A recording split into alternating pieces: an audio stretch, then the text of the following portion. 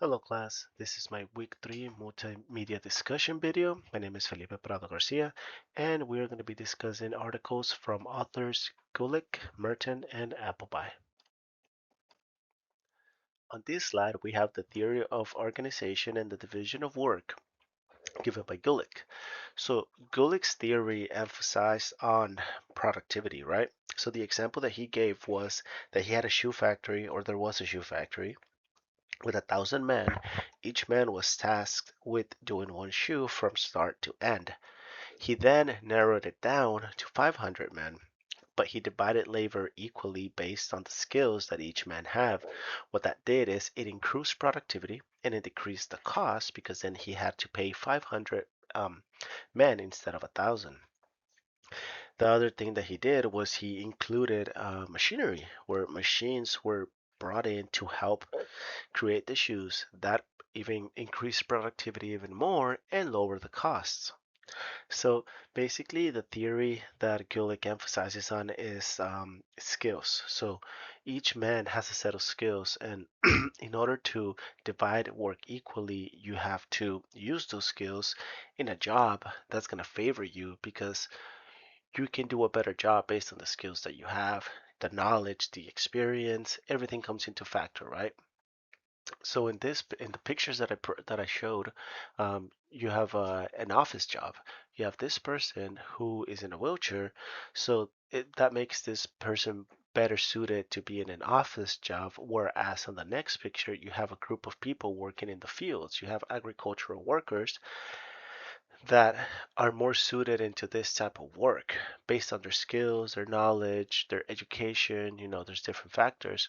Then you can see how they differ, right? So this person, an office worker, she's in a wheelchair. She probably has other skills that favor her. And then over here, you have a set of people that work in the fields because that's what they know how to do. The last picture, it's basically what I said about the machinery that was introduced in the shoes factory. So you introduce machinery into agricultural fields, you increase productivity, and you lower the workforce. Whereas here, you only need one person in a tractor instead of 5 or 6 people doing the same type of job.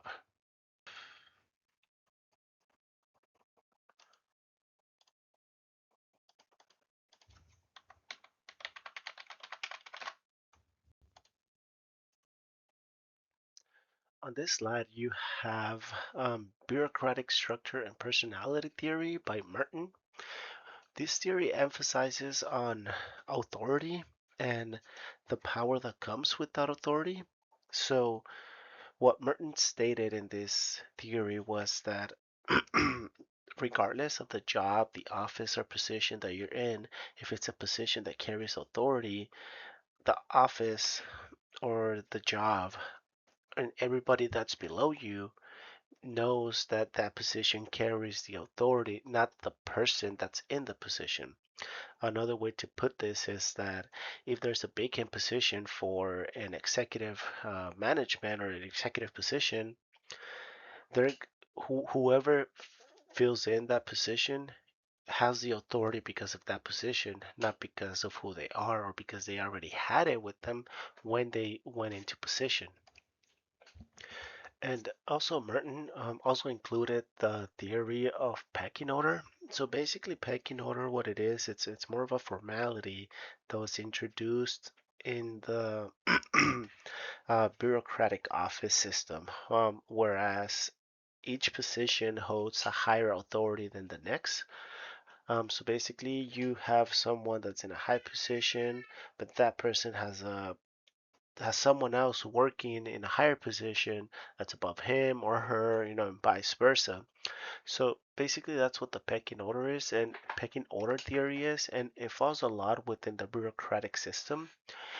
So what the bureaucrats want is that they want, like it was explained, long life tenure. So they want somebody that's going to be in that position for a long time, that's going to continue from the previous one that's in position and carry on with what they were already doing. So it's like a long term job that they want to fulfill and continue. And then lastly, we have the article by Appleby And his theory that government is different. And also in that theory, he provided an analysis in the differences. And some of the analysis are very interesting. For example, he gave an analysis of a lawyer. So a lawyer can be really good doing his jobs based on on his skill set, but more importantly, because he has to do best for his client, whereas a judge has to do best for what the law says, right? So with that example, he claims that a good lawyer could not be or possibly would not be a good judge because of their differences in opinions and this is part of the analysis that Appleby gave, right? So here we have a picture, right? We have a lawyer with his client, which is basically what Appleby said.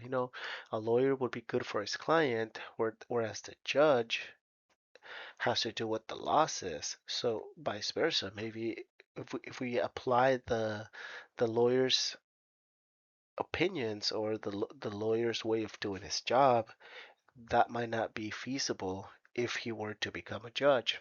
And this applies to other government positions too, where you have clerks, you have tellers, you have maintenance guys. Just because they're really good at their jobs doesn't mean that they're going to be really good in higher up positions.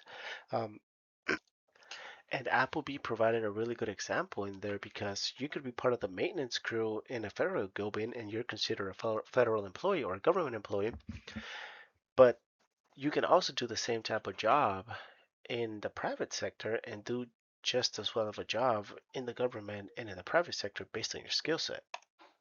And that's basically what the analysis indicates in this theory that just because you're really good at one job in the government doesn't mean that you're going to be really good doing another job in the government. Or if you're doing a really good job outside of the government, doesn't mean that you're going to do that same of a good job when you're inside the government. So the government is different analysis or theory is that the way that the government chooses its employees, it's very different than the way that the private sector or other sectors chooses their employees.